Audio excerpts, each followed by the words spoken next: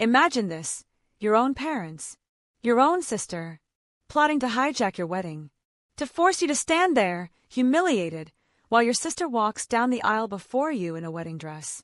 That's exactly what they tried to do to me, but by the time we were done, they wished they'd never even heard the word wedding.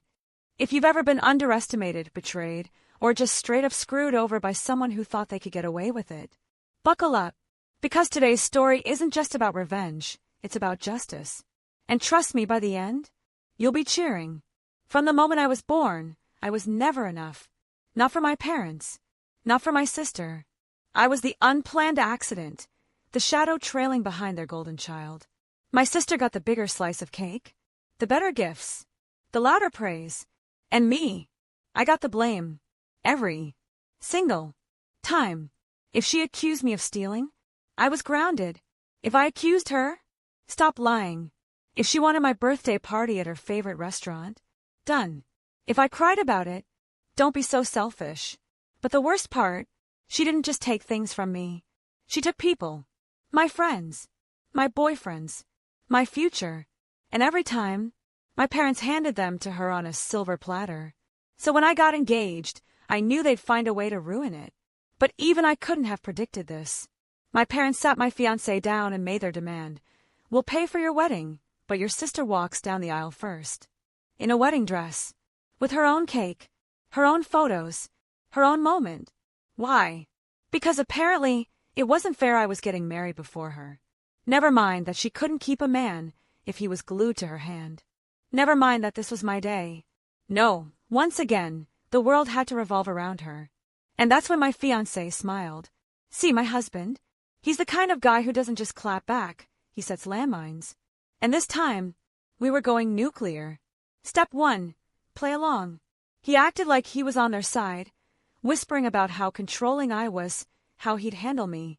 Step 2, milk them for every penny. Oh, the cheap champagne? Yeah, that's all she wants. But imagine how your daughter would look with the premium package.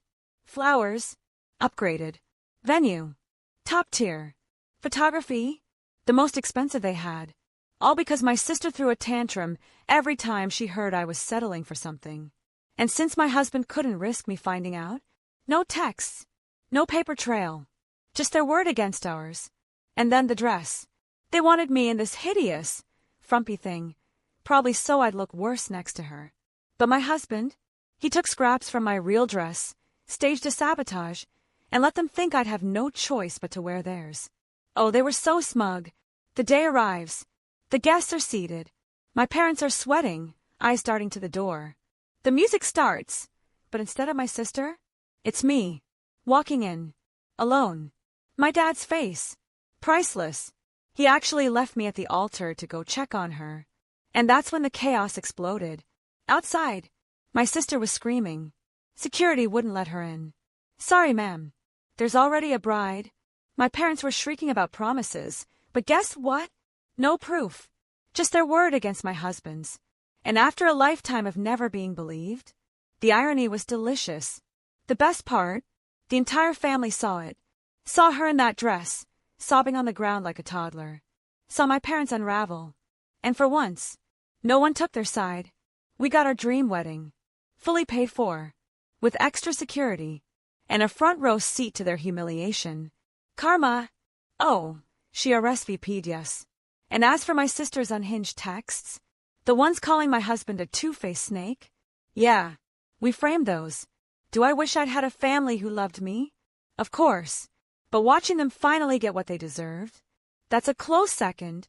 If this story made your inner justice demon dance, smash that like button and tell us in the comments, what's the pettiest revenge you've ever pulled? And don't forget, subscribe for more stories where the underdog wins. Because trust me, we've got plenty.